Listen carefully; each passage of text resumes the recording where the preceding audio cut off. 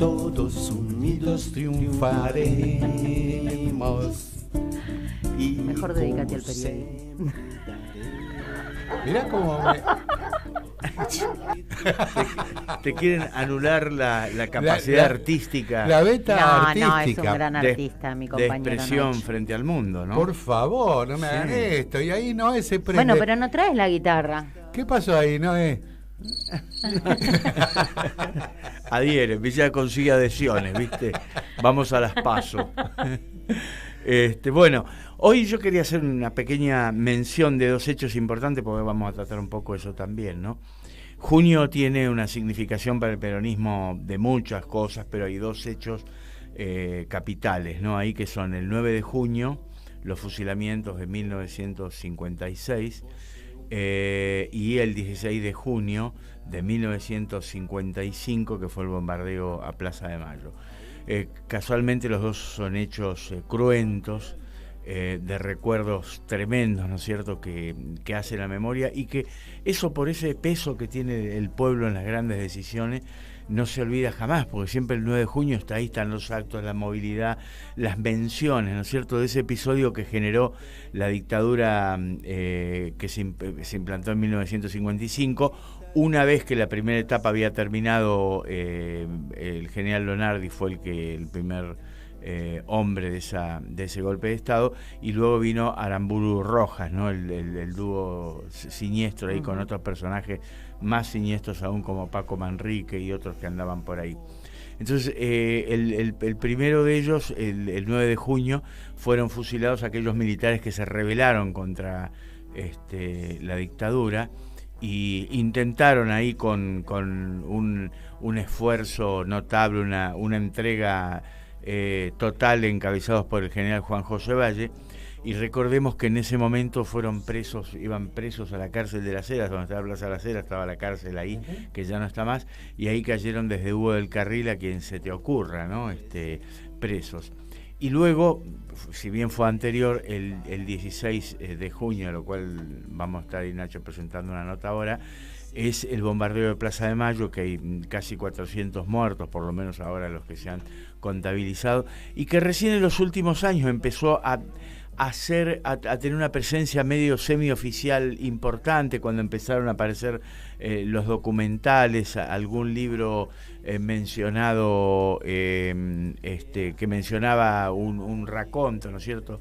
Hay uno de los hermanos Bevilacqua, de Pedro, de La Matanza. Exactamente, sí. Maravilloso compañero, sí, Pedro Bevilacqua, que estuvo a cargo del Archivo General de la Nación, y ahí comenzó a verse un poco este tema que va a ser parte de la nota que se va a presentar ahora. De manera que esos dos hechos presiden de algún modo la jornada de junio, más un episodio del arte y la literatura, que es Operación Masacre, el libro de non-fiction de Rodolfo Walsh, que va a surgir como producto de la aparición de aquel fusilado que vive, que era Libraga, que estuvo en los últimos años en la Argentina, ya arriba de los 90 años, ya que vive en Estados Unidos, y que generó una de las obras literario-periodísticas más importantes de la Argentina del siglo XIX, ¿no? Y que aún está vigente, porque Rodolfo Walsh es para los periodistas, sobre todo para nosotros, una luz permanente, ¿no es cierto?, que nos guía en todo. Esto entonces es junio, ese dolor, pero también el hecho de que nosotros estemos permanentemente trabajando sobre esos temas para tenerlos presentes. No se trata de que reivindiquemos la muerte, sino la memoria. Por supuesto, bien dicho. Igual a mí me asombra, yo tengo una nieta adolescente y sus compañeros de escuela no tienen idea que la Plaza de Mayo fue bombardeada. Me preguntaron sobre un video que yo subí, si era una ficción, dónde la daban, y nada, les dije que eso realmente había sucedido. Y bueno, por eso después en la escuela de mi nieta me pidieron que fuera a dar una charla. Pero a mí me preocupa eso, que la juventud no tenga la más... Nosotros los peronistas lo sabemos, el tema es que el resto no tiene idea. Pero aparte, a ver, digamos que siempre, como la historia la escriben los que ganan, como bien dice en su canción Lito Nevia, ocurre eso justamente, que lo que se impone, en definitiva, es la versión de la historia de los que ganan. Nosotros hemos tenido nuestros triunfos, pero estamos severamente marcados por el dominio de la oligarquía y los sectores del poder real, como hoy llamamos. Entonces lo que llega, en definitiva, es lo que ellos quieren, y por consecuencia también se oculta lo que ellos precisamente no quieren que se sepa, como son estos dos aberrantes hechos ocurridos en el 55 y el 56, en un mes de junio como este. Muy interesante que hayas traído, Alejandrito querido, a colación en el programa el recuerdo de estas fechas. Y quería informarles a nuestros queridos oyentes y oyentas que a partir de ahora nos cambiamos el nombre y se va a llamar La culpa es de los Tarruela. Lo tenemos acá, Alejandro Tarruela. ¿Y está ya? No. La señora, bueno, la vamos a llamar. La conocía a Susana Valle. Un personaje Sí. realmente no entrañable. ¿Cómo es el término? Sería cuando inentrañable sería inolvidable. No, difícil de catalogar, digamos. Bueno, sí, eso seguramente, pero una persona además vivió el drama, toda su vida vivió bajo ese drama, ¿no? Sí, Porque sí, la tomó tremendo. de muy pequeña, no lo pudo jamás terminar de asimilar, y era una persona que además con un nivel de compromiso enorme. Esas personas donde vos ibas a un acto con ella, que iba a venir la policía, ¿no? Es un poco como ir a la casa de los Carrillos de la calle Frente, donde se hacían reuniones. Yo iba ahí, donde cada 2 por 3 las veces que he ido decís, bueno, hay que rajar porque vienen, ¿viste? Y con Susana pasaba eso mucho, ¿no? Fue una compañera realmente entrañable, comprometida, y pero que no cedía un centímetro en sus convicciones jamás, ¿no? Era muy del estilo, para que ustedes sepan, la hija del general Valle, Susana, de quien estamos haciendo mención, era muy del estilo confrontativo y contestatario al puro estilo Eve. Claro, sí, de ese tipo. No se te callaba la boca. No, jamás. Era lo más insolente en la política que había. Y por eso cada vez que ella tenía un acto, lo que sea, ahí terminaban en canas, sí. Claro, porque los discursos, aparte, como se decía antes, ¿no? Discursos de barricada, pero eran de verdad de barricada, ¿no? Susana estaba dispuesta a todo siempre. Así que bueno, mirá, el recuerdo de Susana Valle, sí, yo la conocí bastante también. Más loca que una bolsa de gato, sí, pero divina. Una manifestación en los años de Onganía, yo me acuerdo, una manifestación y que estaba primero ahí siempre Susana. Claro, pero incluso yo me acuerdo que cada marcha era la presencia obligada de Susana Valle, y era un personaje de referencia, ¿no? Permanentemente, estaba Susana Valle. La verdad es que bueno, son esos personajes que y siempre a propósito nos trae Alejandro Tarruela en su columna tan bien musicalizada. Nos vamos a ir a una pausa y luego de eso, o no, la tenemos a Mercedes. No te entendí la seña, porque yo no juego al truco ya hace tiempo. Entonces, pero bueno, concatenando entonces con el tema que nos ocupa, que hiciste mención al bombardeo a la Plaza de Mayo en el año 55, perdón, y la primera novela para el público juvenil fue, ¿no? Como muy focalizada y con esa impronta histórica que supo narrar tan bellamente en su libro La Grasita, libro que no para de sorprender porque porque se vende como pan caliente, porque genera debate, porque genera mucho amor leer ese libro, y al igual que la autora, ¿no? Le hablaba yo a Sandra antes, que le decía, es una persona realmente tan querible, tu compañera de vida, Alejandro, y con ella precisamente estamos en comunicación. Mercedes Pérez Saadi, ¿cómo le va, compañera y amiga? ¿Cómo les va? ¿Cómo andan todos ustedes por ahí? Muy bien, escuchándolos. Los Tarruela, Chihuahua, Chihuahua. Qué gente que hace, que produce cosas lindas todo el tiempo, música, cine, literatura, pero el fenómeno... Música, sí, Juana ahí haciendo su música tan bella, pero nos ocupa hoy por un tema de la fecha, y por el fenómeno que supone la publicación de tu libro número no sé cuánto, no sé, creo que vos perdiste la cuenta también, vos nos dirás, y estamos hablando de La Grasita, que creo que es un acierto literario por donde se lo mire. Bueno, La Grasita salió en plena pandemia, fue gestado en el 21 y gestado editorialmente, ¿no? Porque yo la escribí en el 19. Y yo les cuento que es una novela que aborda la temática del peronismo de los años 53 al 55 y que justamente comprende el bombardeo a Plaza de Mayo el 16 de junio del 55, un jueves al mediodía, un día de mucha niebla. Quienes iban y pasaban por la Plaza de Mayo, iban a hacer sus ocupaciones.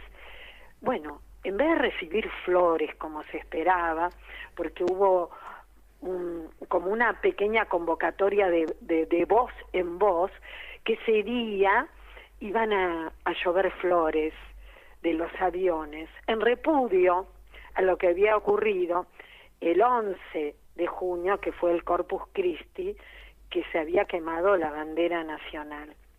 Y entonces, en repudio de eso, se iban a tirar flores.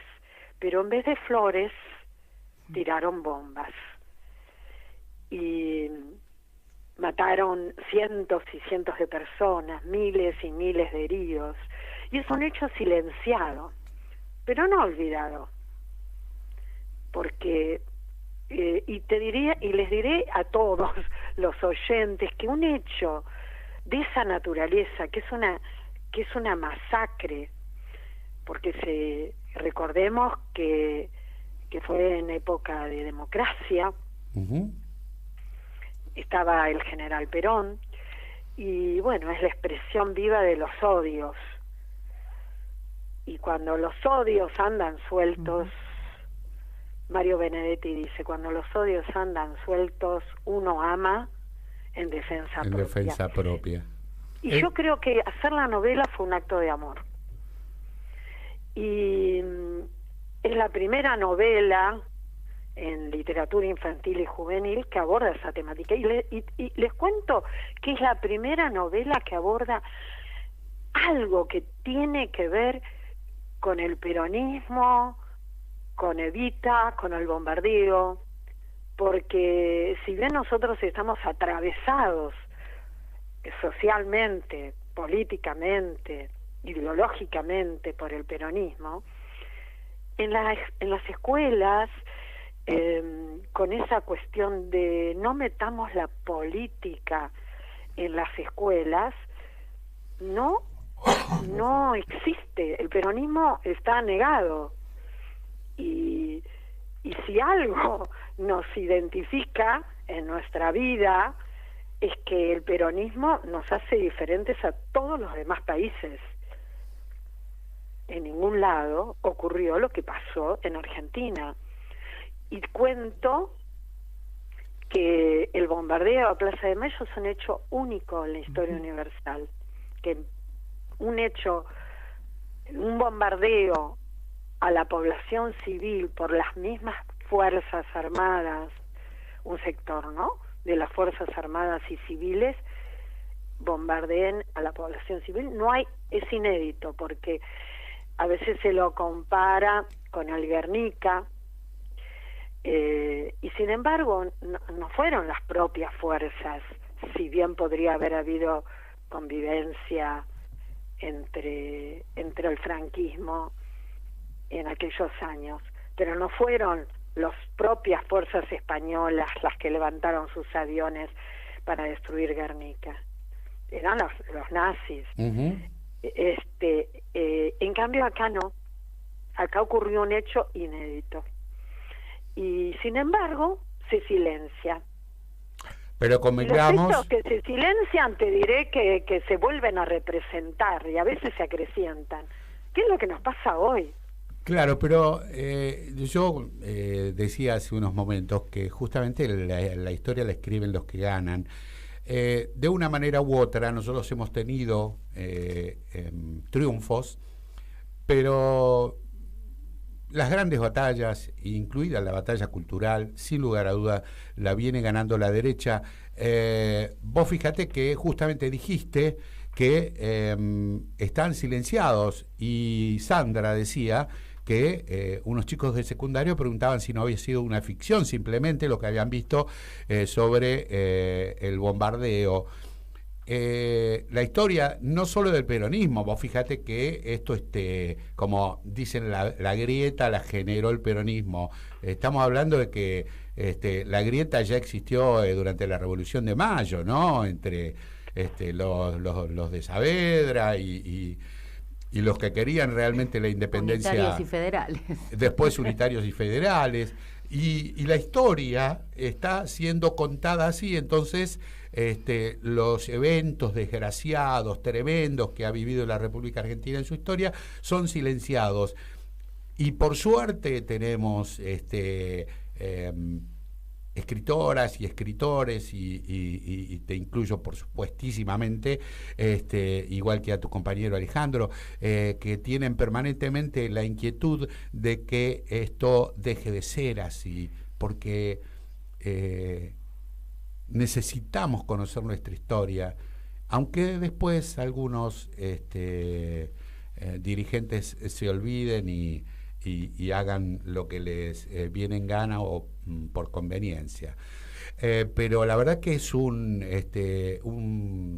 golpe de aliento muy importante la aparición de tu novela. Yo la leí, la verdad es que me la devoré prácticamente, no podía dejar de leerla. Y contame cómo te ha ido, precisamente por las características que tiene tu novela de ser la primera que aborda esta temática.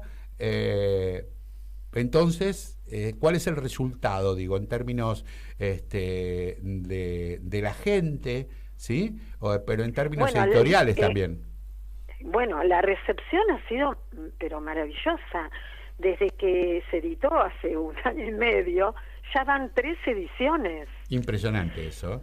Y además, en la provincia de Buenos Aires, que la provincia de Buenos Aires hacen propuestas lectoras y compra libros para las bibliotecas, Uh-huh.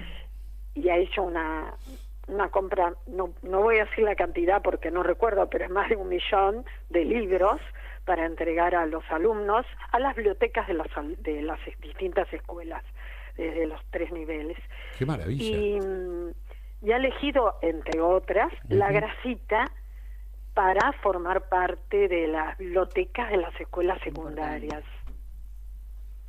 Y bueno, así que estoy emocionada por eso, y pasan cosas maravillosas quien las lee, porque quiero decir que las leen docentes que no participan de ninguna mirada peronista, y la novela no es tendenciosa, la novela es una novela que narra un tiempo, esos 3 años en la vida de una niña.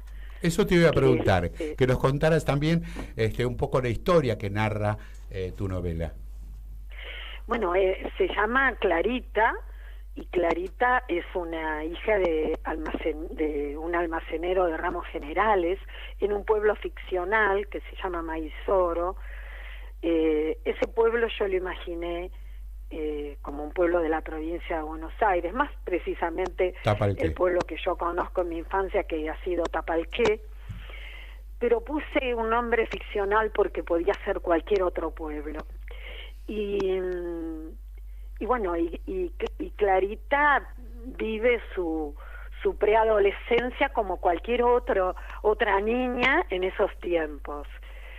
Y tiene mucho que ver, está el radioteatro, hay mucho cine, porque recordemos que en aquellos años el cine argentino era vanguardia, ¿no?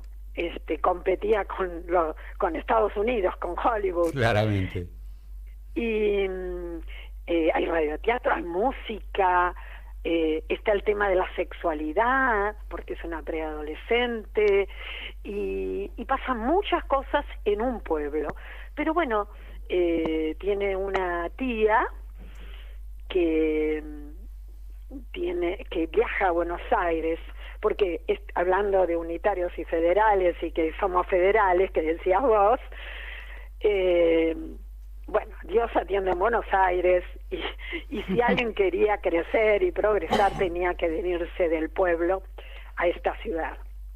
Así que Dorita, su tía, viaja a Buenos Aires y además trabaja de repostera en el Café Tortoni, pero además es extra de cine nacional. Así que una vez, por una circunstancia especial, Clarita llega a Buenos Aires para ver a la tía con su mamá, y bueno, y pasan una semana acá, y bueno, y va a estar atravesada por un hecho que le va a marcar la vida, ¿no? ¿Y por qué la grasita? No voy a seguir spoileando. No spoilees, pero no, que yo no lo leí. ¿Por qué la grasita? Bueno, y la grasita es la mirada de alguien que se cree superior y mira al otro porque con cierto, hasta desprecio te diría, porque no es nada, ni siquiera hasta el diminutivo hace del hecho algo menor. Sos tan poca cosa que no sos ni una grasa, sos una grasita. Es como decirle a alguien, si le decís sos una mierda, le das una entidad, pero si le decís sos una mierdita, es menos que menos. Claro. Bueno, y la grasita figura así, es eso, son menos que un grasa, ¿viste? La grasa militante, menos que un grasa, y las cabecitas negras, porque está el diminutivo, es un cabecita negra. Sí. No decís cabeza negra, decís cabecita, ni llega a ser un cabeza. Es tan poca cosa. Bueno, y esa es la mirada que tiene el porteño hacia el llegado de las provincias, el pajuerano, como quieras llamarlo, y que se siente y se percibe. Cuando yo le pregunto a los chicos de la escuela que han leído el libro, y los que no lo han leído, voy a empezar por los que no lo han leído, y digo, ¿qué será la grasita? Y la tapa, ¿qué será la grasita? Algunos dicen, y es una masita, una empanadita de esas, o esas facturitas de grasa que pueden ser muy ricas. Otra chica que le mostré la foto, la tapa, que quiero decir que la tapa y las ilustraciones del interior están realizadas por Raquel Cané, que ha hecho una producción plástica impresionante, porque esa tapa simboliza todo, ¿no? Y entonces cuando les pregunto, ¿por qué esta niña? Porque hay una niña en la tapa con una palomita en la mano, que apenas se ve, pero tiene unas gotitas ahí de sangre, y tiene una sombra, la niña, pero no es su propia sombra, es la sombra de un avión, está trastocada, Es una niña que ha cambiado su propia sombra por algo. ¿Pero qué ha pasado con esa niña para que haya trastocado esa sombra por la de un avión? Bueno, entonces me dicen, digo, ¿y por qué tendrá este avión como sombra? Y le gusta viajar. Bueno, esas son las respuestas cuando ven la portada. La portada de la Grasita. Y yo digo, ¿cómo puede ser que haya pasado semejante hecho y no hay un recordatorio, no hay una fecha donde en las escuelas se haga, aunque no sea feriado, pero un minuto de silencio por lo que ha pasado, algo que rememore? No, los docentes en su mayoría desconocen el acontecimiento, Sí. por lo tanto no lo pueden explicar, jamás. Bueno, y yo he tenido la satisfacción de que me han llamado docentes para decir, mira, yo no coincido en nada con la propuesta peronista, porque nací en una familia radical, porque mi familia pertenece a otra clase social, por esto, por aquello. Sin embargo, leí la novela y tengo que decirte que me emocioné y que se la voy a dar a mis alumnos, porque la novela no es tendenciosa, la novela narra hechos desde un lugar que es la mirada y la voz de una niña. Ujú. Qué impresionante, qué gusto que es escuchar a Sí, Mercedes no siempre. Es impresionante. A mí me impresionó un poco. Sí, ¿no? Bueno, Tanto es voy a así que decir se quedó ahí toda la tengo vida. Ustedes tienen al lado, Sí, al lado suyo, está la persona, el primer lector de la novela. claro, me imagino. Porque yo le iba haciendo y iba tirando unos papelitos, porque tengo mi oficinita arriba, entonces por una ventana le tiraba los papelitos y él iba leyendo. Hasta que llegó el momento del final y lo veo sobre los papeles secarse unas lágrimas. Ay, qué lindo. Te pueden encontrar, por si se quisieran comunicar contigo, en todas las redes sociales. Mercedes Pérez Saavi, con doble A y B larga. No, perdón, con doble A no, con una A y doble B. Como doble Brigitte Bardot. B, cierto. Como doble B larga? acuérdense de Brigitte Bardot, Doble- que claro. los de la década, los de la década del 60. Claro, entonces es Savi con doble B larga. Si hubiera sido Sabbi. Saldi, seguramente hubiera llegado al Congreso. Claro. Mercedes Pérez Sadi. Mercedes, un placer. Hace mucho tiempo que no nos vemos. Ya viene siendo hora. Yo siempre soy monotemático con los amigos. Viene siendo hora de que nos juntemos a comer un asadito. No me dejen afuera. No, por supuesto. No, por favor. La verdad que un encanto la nota contigo, hablar de este material que va a quedar por siempre. Yo creo que es señero por donde se lo mire, abordando esta temática para un público que no ha sido tenido en cuenta a la hora de contarle la historia de la tragedia de la Argentina. Te agradezco. ¿Puedo hacer un agregado? ¿Cómo no? La Grasita tiene su unipersonal. Está en un unipersonal, La Grasita se llama, que va a estar el 9 de julio en el Teatro Pairó. ¿Qué lo pairó? Sí, a las 11 de la mañana, porque el Teatro Pairó es un domingo. 9 de julio, los domingos está haciendo un encuentro de cuenteros o de narradores, no sé cómo se llama el programa, pero sí, todas las mañanas de los domingos, a partir de junio, pero en el caso de La Grasita, es el 9 de julio a las 11 de la mañana. Pueden ver el unipersonal de La ¿Y Grasita. quién lo protagoniza? Lili Meyer. Lili Meyer. Lili notable Meyer, que ya cuentacuentos. ha tenido varias presentaciones. Claro, en creo que diferentes la teatros. conozco. Mira vos. Así que bueno, quería decir esto porque me parece que es importante que también puedan ver ese unipersonal que es muy hermoso y muy emotivo. Está muy bueno que lo hayas hecho y vamos a seguramente a mencionarlo ya más sobre la fecha. Mercé, te mando un beso enormísimo. Gracias. Un apretón de mano de acá del compañero Alejandro y un Yo cariño. te mando un beso enorme y bueno, prometo esta semana leer la novela. Muchas gracias, muchas gracias, Sandra. Besos, querida Mercedes. Un beso grande para los tres. Nos vemos Y luego. para tu Nos audiencia. vemos luego, dice.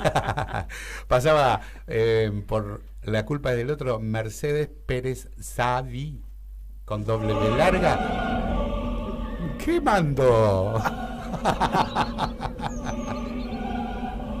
¿Qué le pasa? Denle tiempo a la música, denle tiempo. ¿Ya estamos en la tanda? No, ya estamos llegando, llegando. Bueno, yo los dejo por un rato, vamos a algo.